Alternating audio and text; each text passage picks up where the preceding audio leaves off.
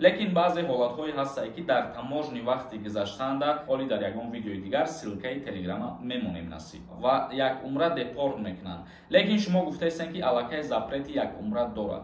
доруҳои табиӣ аз ширкати шифофармо барои шумо, инчунин доруҳо барои зиёд кардани риш ва мӯйсар, инчунин доруҳо барои нест кардани простатит ва зиёд кардани қувваи мард, доруҳо барои нест кардани сангу намаки гурда.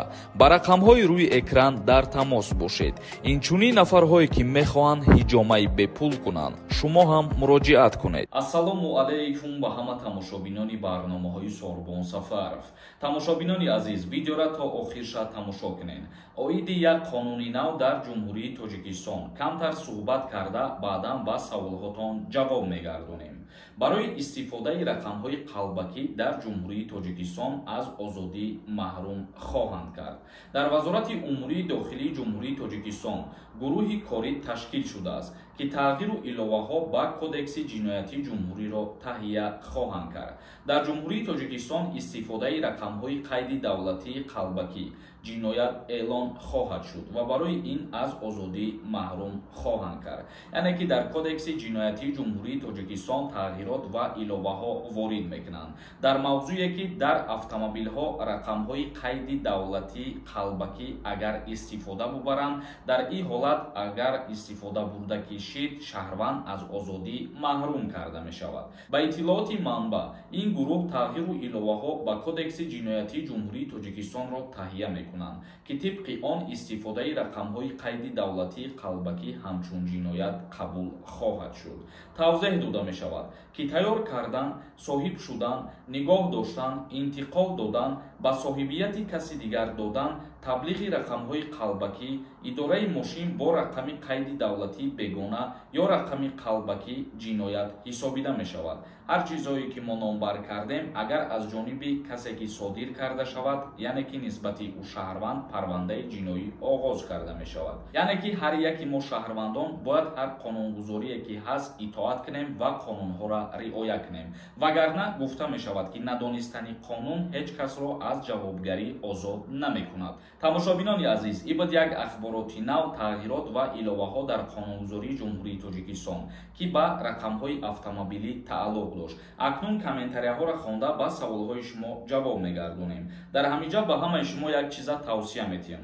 нафарҳое ки агар бихоҳанд ба границаи Қазоқистон сафар кунанд, рақамҳое ки дар рӯи экран мебинед, ба ҳамин рақамҳо занг бизанед, шуморо бо нархи арзон ба границаи Қазоқистон мебара. худо хоҳад соқи саломат ба дари хонатона миёрандтон. як кас нависонда: ассалому алайкум ака, агар мигратсионкара гум кунӣ, дар вақти ба Тоҷикистон рафтан дар аэропорт депорт мекунанд? пешакӣ раҳмат.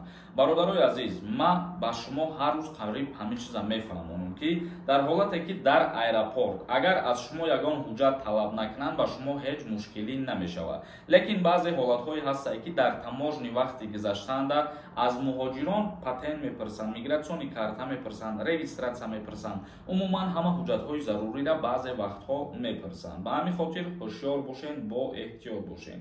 муҳаммад нависонда: ассалому алайкум, агар фарзанд паспорт дошта бошад, модар ва падараш метавонанд аз Тоҷикистон гиранд? дар ҳолате ки фарзанд паспорти расистӣ дорад, падар модар ба воситаи фарзанд паспорт гирифта метавонанд. лекин мо гуфтем ки ин қонун оли ба имзо расидагӣ нестае ки аз Тоҷикистон паспорти расистгира дастрас кунед. як каси дигар нависонда: ассалому алайкум ака, сози тинҷӣ, ду фарзанд дорам, аблава ғам наметиҳад маро? пешакӣ раҳмат ака. нафарҳое ки соҳиби ду фарзанд мебошанд аз даъваткунӣ ба хизмати ҳарбӣ озод ҳастанд. бародарони азиз, мехоҳам дар ҳаминҷа як чизи дигаро қайд кунам. бисёри нафарҳо дар ҳамин борарам савол додагӣ ҳастанд. нафарҳое ки аз конкурси ма билет харидагиен, як бори дигар ба ҳаматон хотиррасон мекунам ки рӯзи 15 ба вақти соати ҷумҳурии Тоҷикистон соати 22:30 дар канал эфир мешавад. тайёр бошед, бидроин тамошо кунед. рӯйхати билетҳоро баъдан дар телеграм пешниҳод мекунем. оли дар ягон видеои дигар силкаи телеграма мемонем насиб. як каси дигар нависонда ассалому алайкум ака дар ҳамин савол ҷавоб диҳ. Дар видеои оянда дар Россия хизмат кунӣ Тоҷикистон рави хизмат мебарам пешакӣ раҳмат. Дар ҳолате ки дар Федератсияи Русия хизмат мекунед дар Ҷумҳурии Тоҷикистон аз хизмат озод ҳастед. Ё двойное гражданство дошта бошед, дар Тоҷикистон хизмат кардагӣ бошед, дар Россия аз хизмат озод ҳастед. Як каси дигар нависонда ассалому алайкум Сорбон. Метонем бигем ки оё кӯдаки 17 сола чанд боз Москвада зиндагию мактаб мехонад. Лек регистратсия нест, 9 сол боз ҳамиҷада. Сроки паспорт буд шида буд. Ай посолство паспорт гирифтемаш. Тоҷикистон рава запрет мекунам бо возвращения рафтания. Илтимос Сорбон ҷавоб тен. Илтимос. Дар ҳолате ки шумо бо воситаи ҳуҷҷати возвращения на родину ба Ҷумҳурии Тоҷикистон меоед, и аллакай запрет мондан имкон ҳаст. Вале дар ҳолате ки бевоситаи ҳамин ҳуҷҷат омаданӣ бошад, мисол мегирем дар аэропорт риск карда биёяд, яке ҳуҷҷаташ напарсанд, регистратсияш напарсанд, ягон запрет намешавад. Бахтиёр нависонда ассалому алайкум. Агар кӯдак падару модараш гражданство надошта бошанд, аммо кӯдак дар Россия таваллуд шавад, паспорт гирифта мешавад. Вақте ки фарзанди шумо дар Федератсияи Русия таваллуд мешавад, фарзанди шумо ба синни 18 солагӣ ки бираса, баъдан метавонед ки ба воситаи фарзанд паспорти российский бигиред.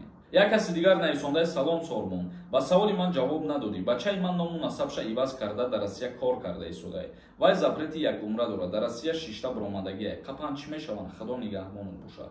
Дар ҳолате ки мисол мегирем ному фамилияро шумо иваз мекунед, вориди ҳамун кишвар мешавед аз сари нав, и аллакай худаш як қонуншиканӣ мешавад ва як умра депорт мекунанд. Лекин шумо гуфтаистед ки аллакай запрети як умра дорад. Дар ин ҳолат интиқол метиҳанд ба Ҷумҳурии Тоҷикистон, мумкин ягон ҷаримаи вазбин кунанд шавад. Як каси дигар нависондаи нархи военни билет чанд сумай ва чанд хизмат мекунӣ.